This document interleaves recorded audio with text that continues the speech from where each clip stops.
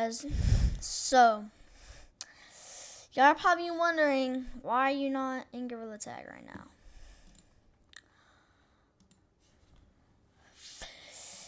Chat! I'm not going to be playing much Gorilla Tag or VR content no more because I feel like it's kind of dying. So, we're kind of going to turn into a mini Joe Bartolozzi right here with the stream.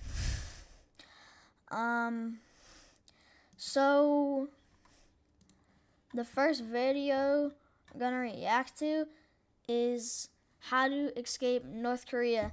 So let's just watch it. Check it out. Wix gives you the freedom to tell your story. Alright, chat. So let's watch how to escape North Korea. Min Young is 17. She lives in Hyesan, a small town in North Korea. It's located right at the Yalu River, the natural border to China. Yo, not gonna lie, I feel like escaping North Korea wouldn't even be that hard. Not gonna lie.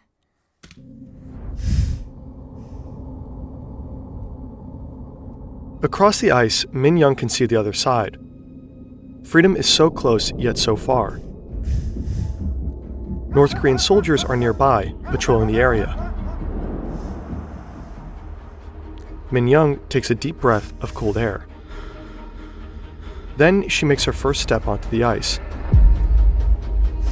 not knowing that this will be the beginning of an incredible 7-year journey.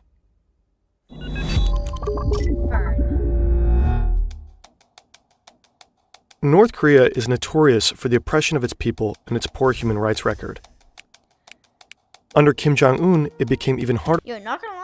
Like, honestly, why did North Korea just become this strict in the first place? For citizens to escape. There are more fences, more guards, and since a few years, there is a new order to shoot on sight. Yet, every year, hundreds of North Koreans risk their lives to flee their country.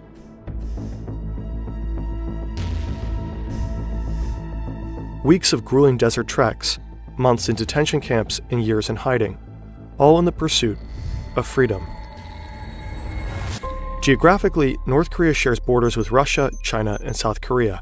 Most North Korean refugees want to get to South Korea. There is the shared language and cultural heritage. Yeah, South Korea, like North Korea and South Korea hate each other, so like South Korea would be like the safest to go from North Korea. Most importantly, South Korea actively welcomes defectors from the north with a citizenship.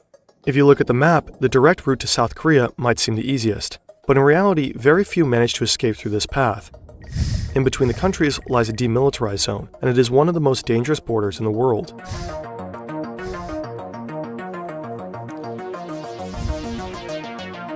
Oh Chong-sung is one of the ones who managed to get through. In 2017, he made a daring escape through the DMZ. Created after the Korean War, the DMZ is only demilitarized by name. It is heavily fortified with armed guards constantly observing each other. On a quiet Monday afternoon, the tense silence of the DMZ is suddenly disturbed. Someone is trying to escape. Driving a military jeep at high speed, Oh Chong-sung races towards the border. Surveillance footage by the South Korean military captures the intense pursuit. He abandons his car and continues. Yo, if they're on the street, just run them over, bro. Like, they're North Korean guards, bro. Like, I'm not just gonna let them live and then shoot me in the face, bro. Like, I'm just gonna run them over. Continues on foot. North Korean soldiers fire multiple shots, hitting him several times. But Oh Chong-sung manages to cross the demarcation line. Collapsing behind a wall on the South Korean side, he endures for hours until South Korean soldiers rescue him. Escaping through the DMZ is extremely rare. Survival chances are near zero. Another rare, extremely dangerous escape route to the south is by sea. Somewhere along the southeast coast, a North Korean man enters the ocean. The man is in his mid-20s and equipped with fins and a diving suit. Swimming for over 6 hours and covering more than 3 kilometers, he reaches the South Korean shore near the town of Goseong. Despite being caught on surveillance cameras, South Korean forces only find him later, resting under a tree. He turns out to be a North Korean fisherman seeking asylum. The tides had worked in his favor. Presumably, the man had prior knowledge of the sea conditions. Without, he probably would have drowned. Defecting this way, too, is near impossible. Only a handful of people have succeeded through this route. Similarly, It is extremely rare that North Koreans defect to Russia. The border is heavily guarded, and the river is too deep to cross. The few people publicly known for defecting to Russia are privileged or high-ranking citizens who manage to cross with the help of their connections. Creating 3D animations like this requires a solid understanding of physics and mathematics. A great place to develop these skills is Brilliant. Brilliant off and North Korean defectors is through China. The two countries are divided by two rivers, the Yalu and the Tumen. Some sections are shallow and waist-deep. In winter, these rivers offer a rare opportunity. The water freezes solid. For those desperate enough, crossing over the ice might seem deceptively simple. Crossing is just the beginning. The real danger lies on the Chinese side, where defectors face constant threats of capture and repatriation. Min Young grew up in a modest home overlooking the Yalu River. From her backyard, she can see the hazy outline of Chinese villages. Her family is relatively privileged. They don't starve. Her father, a traveling salesman, frequently crosses into China for business, while her mother works for the government.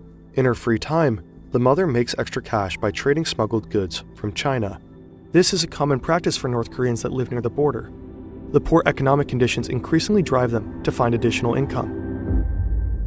Life changes dramatically when Min Young is 14. Yo, are the prices in North Korea like low, bro? Like, to buy a house, would it be like $1,000? Like, I wonder. The year 1994. One day, she returns from school to find her father missing. He has been arrested on his way back from China, accused of bribery and corruption. The family suspects he was tortured during his interrogation. Months later, he dies in a hospital. Min Young, her mother, and her little brother are left alone, devastated. Disillusioned, Min Young begins questioning the contradictions she saw around her at an early age. The suffering during the famine, the lies in state propaganda, and the harsh realities of survival all build up to a pivotal point.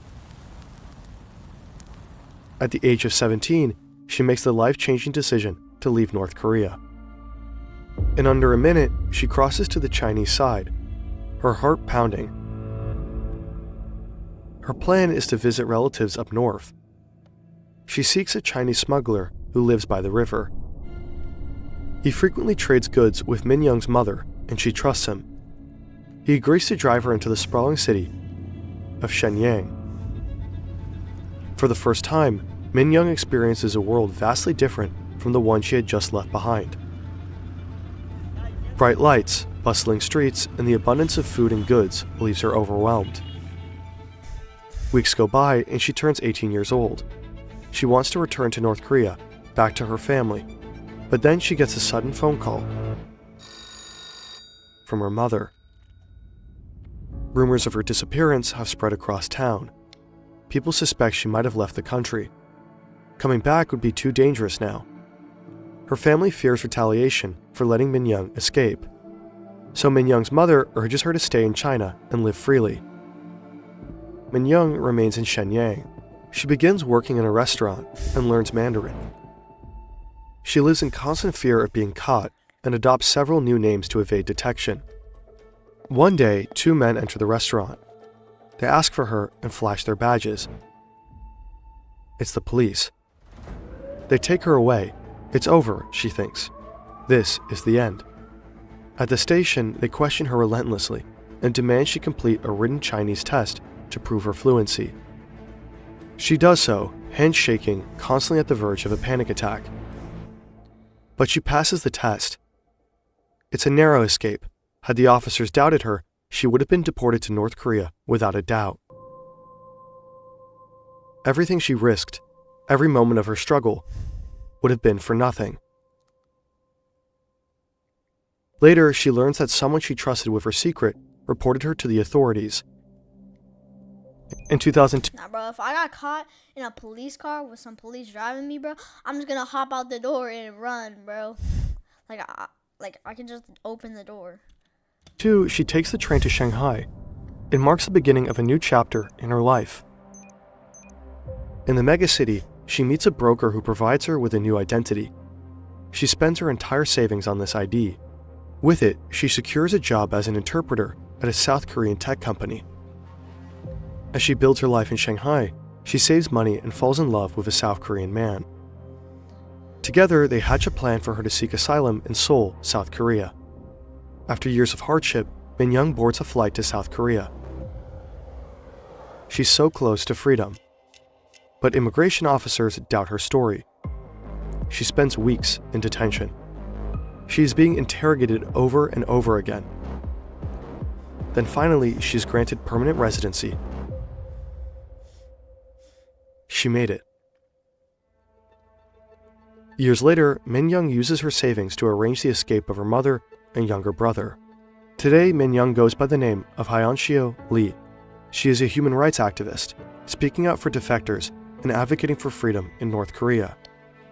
Her journey took over a decade, but her resilience and courage led her to live a life free from fear.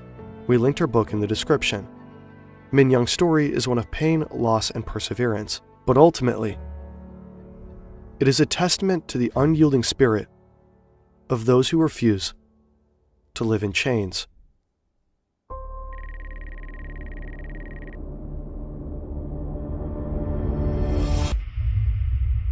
For most North Korean refugees, escaping through China is unavoidable, but the country usually only marks the first stop. The ultimate destinations are Vietnam, Thailand, or Mongolia. All offer sanctuary and a route to asylum in South Korea. And as terrible as it sounds, many journeys to get there are much more grueling than Hyunshio Lee's. Shiyun grew up near the Tumen River. While her story is fictional, we drew on various sources to paint. Yo, chat. If North Korea is strict, then why do people live in there, bro? Like, did they move to North Korea? Like, I don't get why so many people are in North Korea when it's that strict. It doesn't make any sense. A realistic picture. Her family is extremely poor. Shiyun works as a vendor at an unofficial street market. The money she makes is almost entirely spent on food for the family. She once believed her government's promises that the supreme leader would provide for the people. Not anymore. One day, a friend whispers about a Chinese broker who helps people cross the border for a small fee.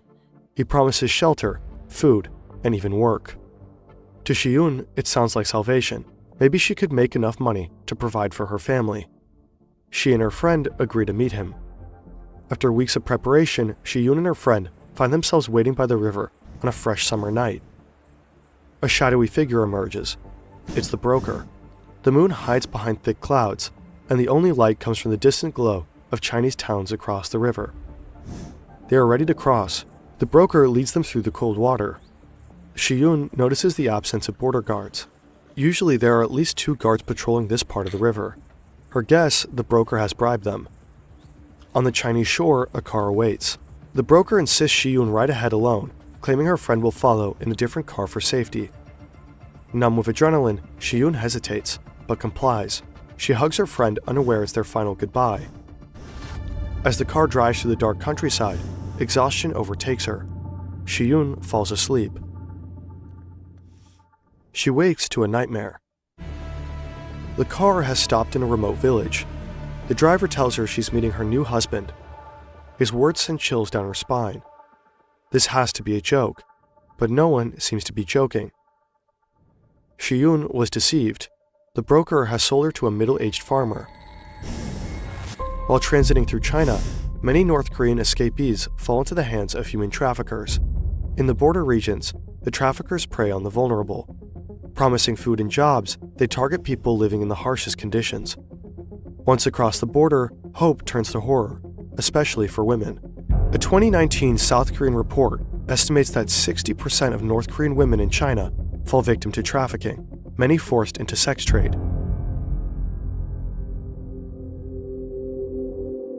For 2 years, Shiyun endures isolation, abuse, and constant surveillance.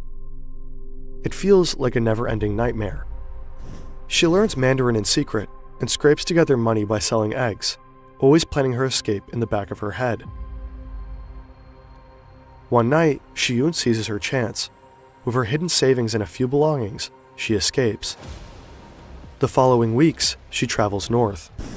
She has no plan, no direction, and no one to help her. After months on the run, she stumbles upon a network of defectors in the Korea town of Beijing. They promise to help her reach Mongolia.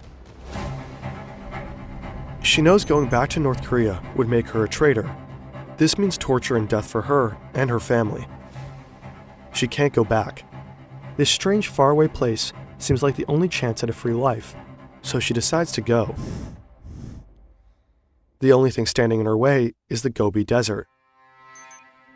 The size of Peru, it is extremely hostile to humans, freezing nights, scorching days, and no water. Shiyun joins a group of defectors and embarks on a grueling trek. Days blur into nights as they walk through sandstorms, share sips of water and little food. After days of walking with almost no rest, Shiyun's feet are bleeding. Only the thought of freedom keeps her moving. When they finally reach the Mongolian border, the group spots a few soldiers. A man from their group volunteers and approaches with a bribe. In case things go south, the others are still able to escape undetected. Shiyun nervously watches as the man from her group talks to the soldiers. Luckily, they are Mongolian and quite supportive. They guide the group to a detention center. Shiyun spends months in a refugee camp before finally being granted passage to South Korea. She is one of the few hundred that make it every year. One has to wonder how many more North Koreans would leave. If only they could.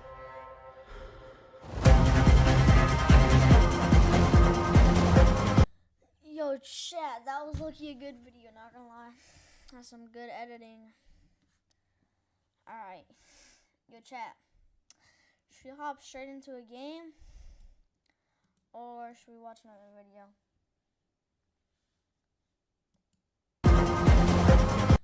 Yo, chat, that was lucky a good video, not gonna lie. That's some good editing. Alright. Yo, chat. Making sure the stream sounds good. Should we hop straight into a game? Or should we watch another video?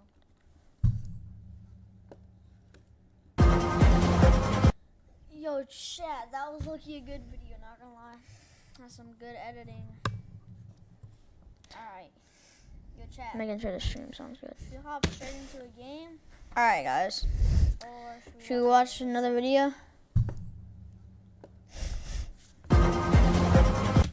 Yo, chat, that was... Should we react to another video, chat?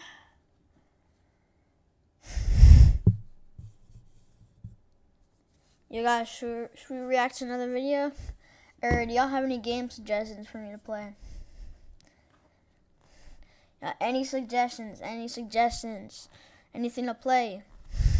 Or should we watch another video and react to it? Yo, any suggestions, guys?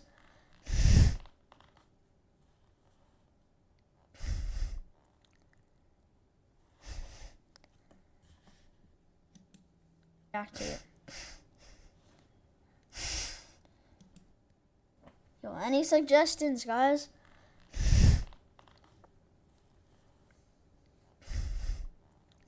Alright, guys, we're gonna react to one more video.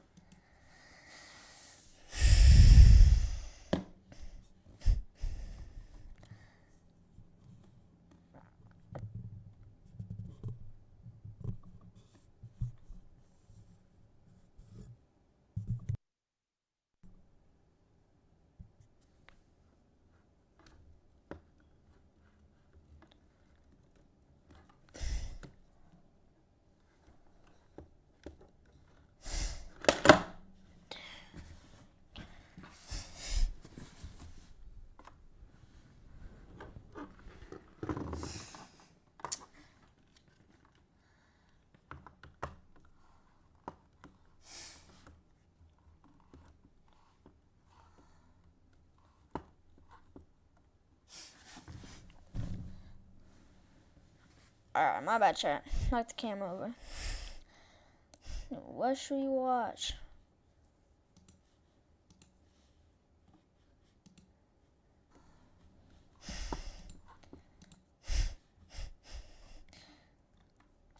What should we watch?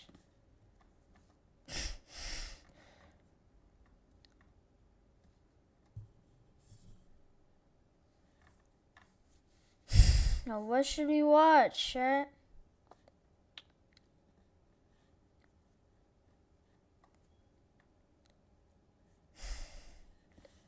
Alright, we're just gonna hop into a game.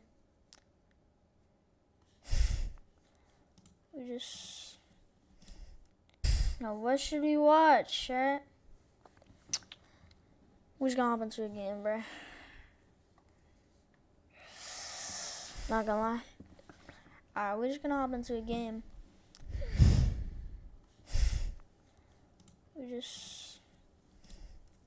Now, what should we watch, chat? We're just gonna hop into a game, bruh. Alright. Yo, what should we play, chat? My nose stuffy for real. Yo, any games we could play that are free. Gotta be free. I ain't buying nothing.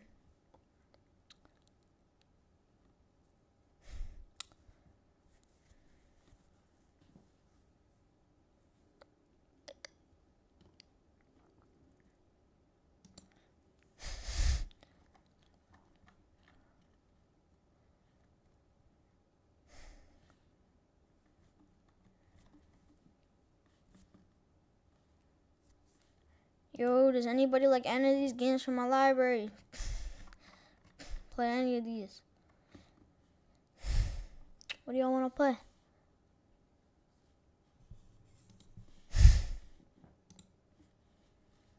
What do you want to play?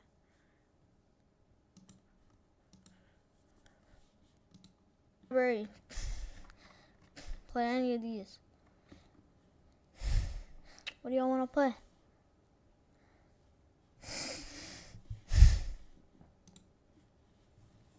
What do you want to play?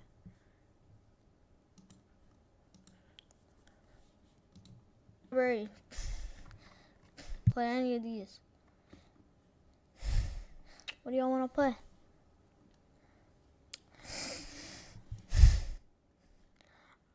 Alright, chat. Yo, y'all got any game suggestions? We could play anything. Library. We could play anything.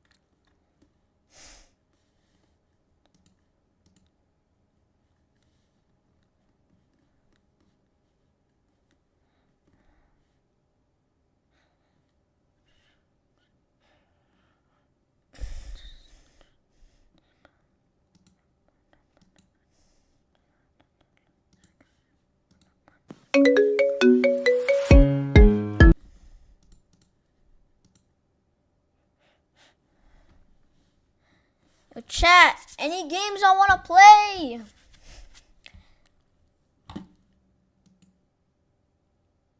Any games you want me to play? I was gonna react to another video.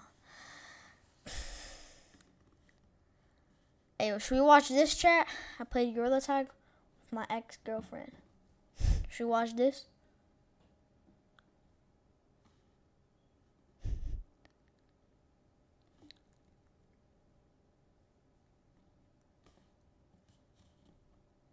Hey, should we watch this?